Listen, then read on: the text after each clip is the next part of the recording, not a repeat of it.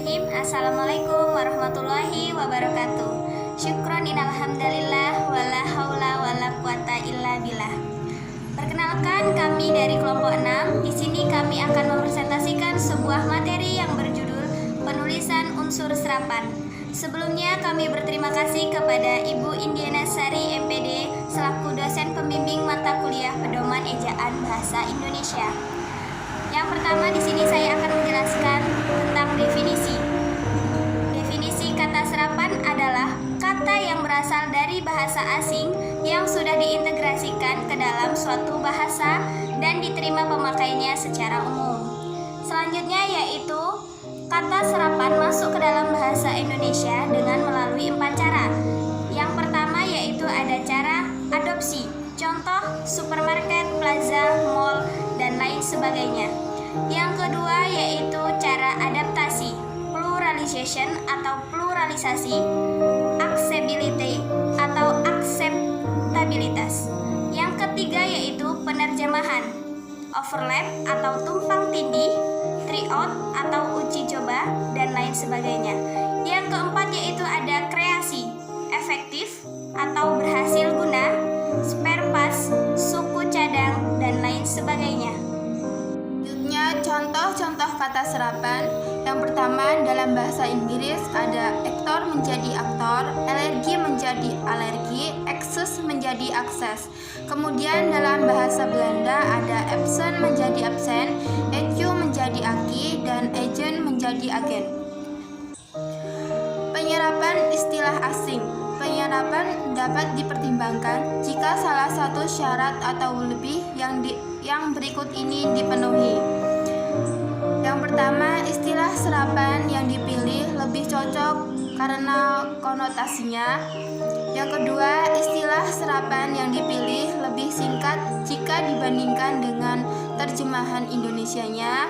Yang ketiga, istilah serapan yang dipilih dapat mempermudah tercapainya kesepakatan jika istilah Indonesia terlalu banyak sinonimnya. Selanjutnya, contoh penyerapan istilah asing. Misal pada kata amputation atau amputasi, yaitu pemotongan atau pembuangan anggota badan. Kemudian pada kata desibel atau desibel, yaitu satu ukuran kekerasan suara. Atau pada kata lip rounding atau labialisasi atau pembundaran bibir. Selanjutnya pada kata maraton atau maraton, yaitu lari jarak jauh. Pada kata oksigen atau oksigen, yaitu zat asam. Atau pada kata chemistry atau kimia, yaitu ilmu urai.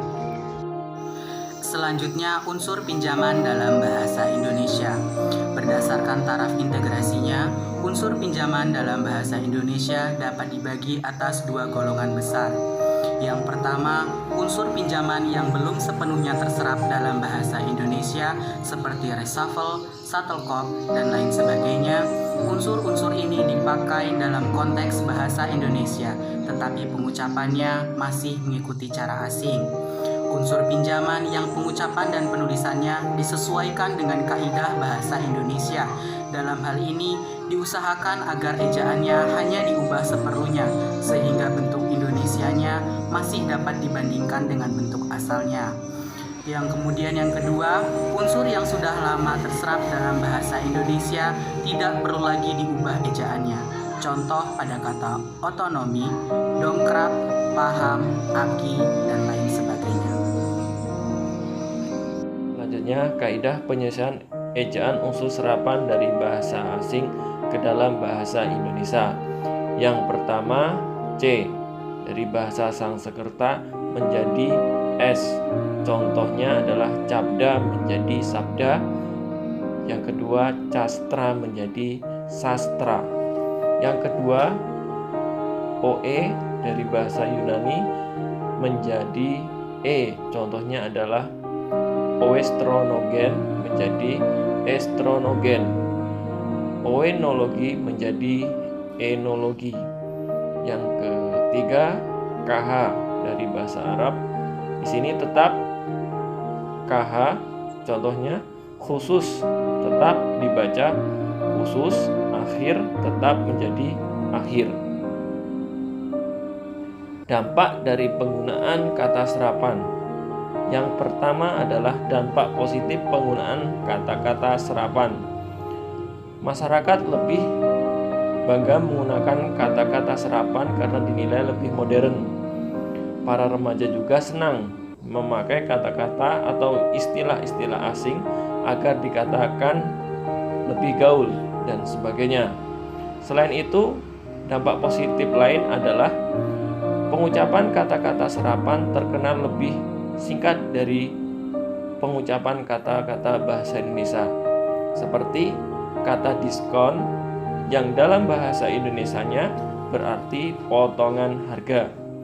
Yang kedua dampaknya yaitu dampak negatif dari penggunaan kata-kata serapan, yakni menjadikan bahasa Indonesia sebagai bangsa yang rendah di mata masyarakat, sehingga kecintaan masyarakat terhadap bahasa Indonesia bahkan bangsa Indonesia berkurang. Baik, itulah tadi presentasi dari kelompok 6 mengenai penulisan unsur serapan. Kami mohon maaf apabila terdapat banyak kesalahan. Kami ucapkan terima kasih. Wassalamualaikum warahmatullahi wabarakatuh.